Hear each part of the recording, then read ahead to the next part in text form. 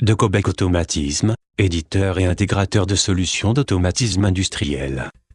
Nous allons vous présenter notre logiciel Oxalis, permettant la gestion des procédés de mélange. Cette démonstration va permettre de découvrir les fonctionnalités d'Oxalis, en prenant un cas concret de fabrication.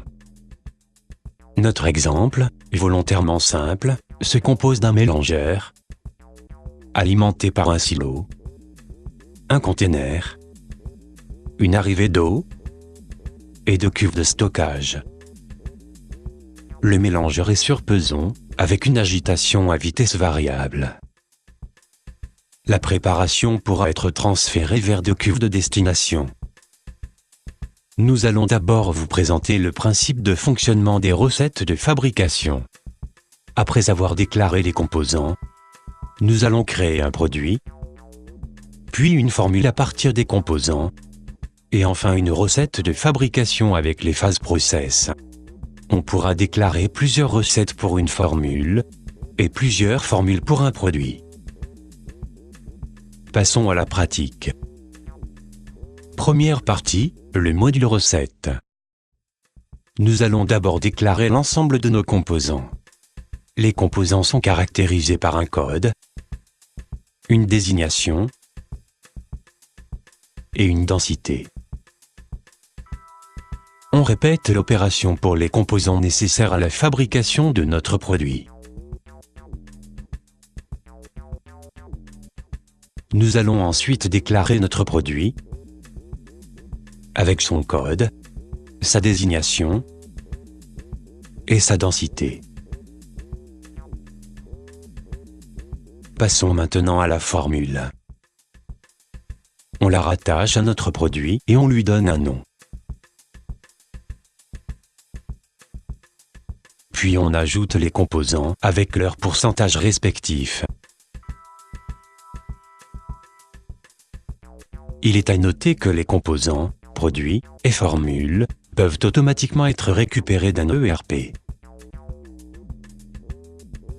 Lorsque le total est égal à 100%, la formule peut être validée. Nous sommes prêts pour la définition de la recette. On choisit notre couple produit-formule. Et on nomme la recette. On choisit l'équipement sur lequel la recette pourra être lancée, avec une valeur minimum et maximum. Si on avait plusieurs mélangeurs, on pourrait les valider afin que notre recette soit aussi réalisable sur ces équipements. À noter que la recette pourra être indépendante de la formule, c'est-à-dire qu'elle pourrait être définie directement en kilos. Nous allons maintenant écrire la recette en utilisant les actions disponibles. Ces actions, appelées phases, sont définies en fonction du process de fabrication. Commençons par un dosage automatique.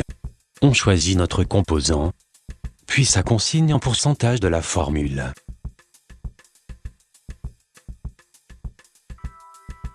On rajoute une marche agitation, avec sa consigne de vitesse, puis le dosage du composant A et sa consigne,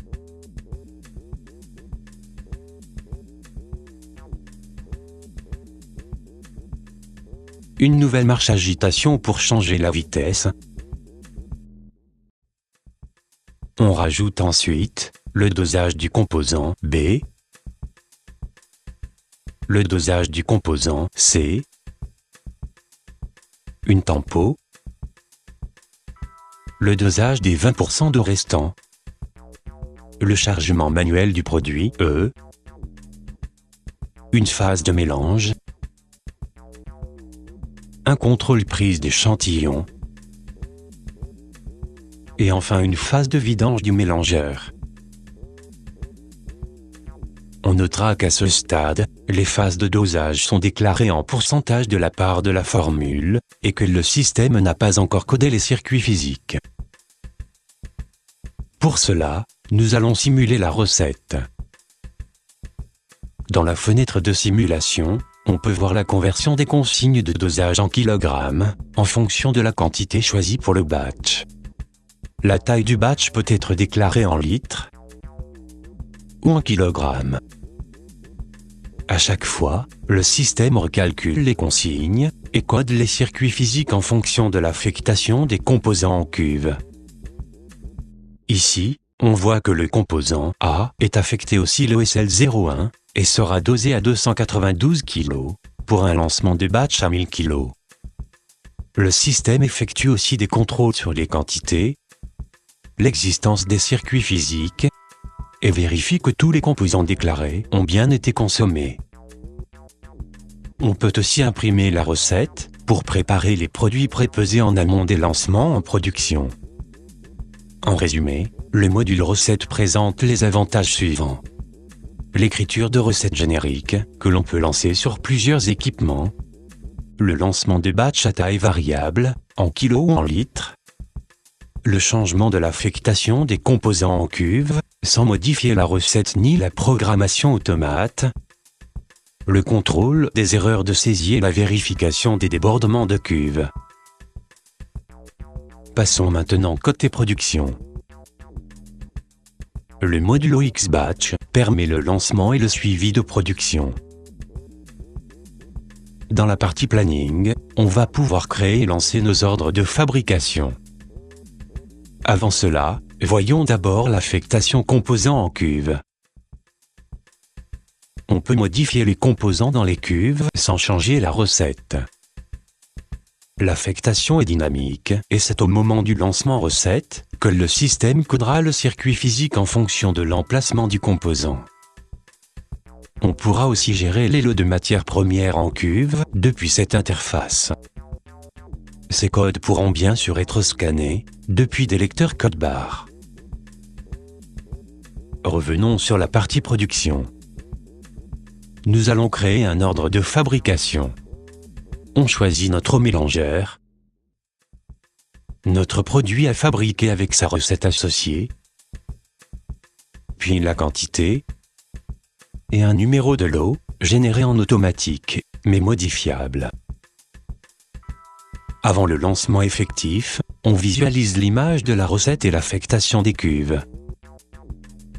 Pour la phase de vidange, on voit que le système nous indique que la destination de la fabrication n'est pas définie.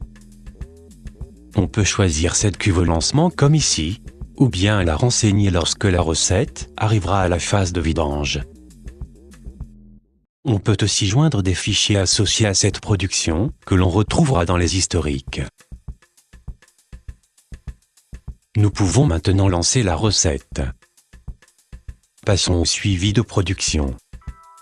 Ici, on visualise le déroulement de notre recette de façon dynamique. Dans la partie gauche, on voit le détail de notre production. Sur la partie centrale, on voit le déroulement dynamique des parts recettes avec des codes couleurs. À droite, on accède aux commandes recettes, que l'on détaillera plus tard. Élargissons un peu la vue, afin de visionner le suivi recette en même temps que les synoptiques. Sur la supervision OXView, on visualise de façon dynamique le déroulement de la recette. Les équipements sont animés en fonction d'un code de couleur.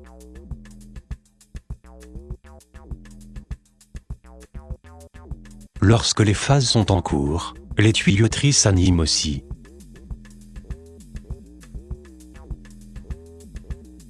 Revenons sur notre suivi de production.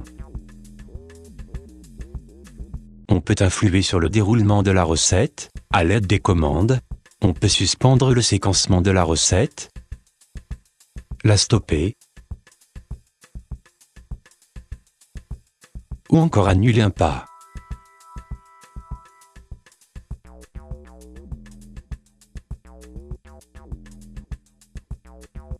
Lorsqu'un défaut apparaît, la recette s'arrête. Le système indique la nature du défaut. Ici, c'est un défaut hors tolérance sur le dosage d'eau. Acquittons ce défaut pour relancer la recette. La phase suivante est un chargement de matière prépesée. Pour les installations avec traçabilité, l'opérateur devra scanner son lot de matière et valider après introduction. Le code lot sera enregistré et visible dans les historiques de fabrication. L'action suivante est une phase de mélange.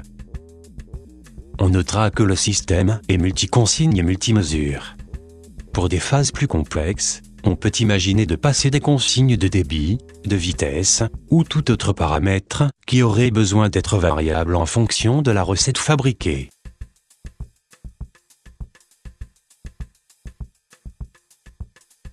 Dans notre séquencement recette, nous avons prévu une prise d'échantillon. Suite au contrôle labo, la préparation n'est pas conforme.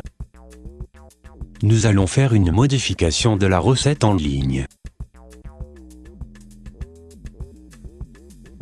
Rajoutons par exemple 80 litres d'eau.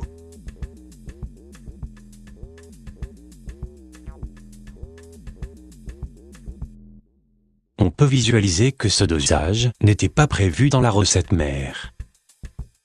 On simule et on lance. On peut aussi prendre des notes sur chacun des pas, pour par exemple détailler la cause du problème. Relançons maintenant notre recette. On voit que le dosage d'eau est bien effectué. La préparation peut ensuite être vidangée. Et la recette se termine. Passons maintenant au module historique.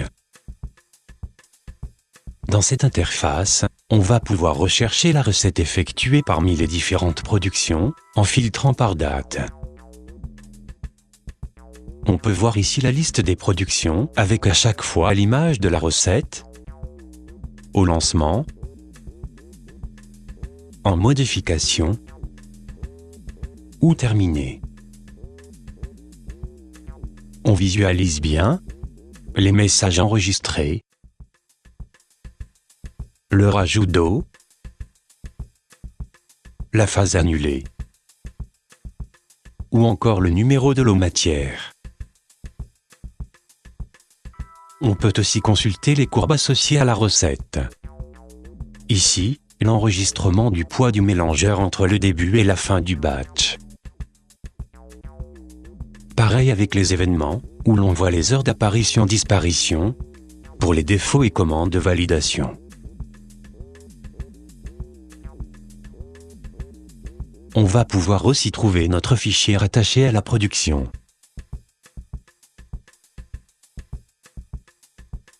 Le module historique permet aussi des recherches avancées sur les consommations et la généalogie des lots de matière.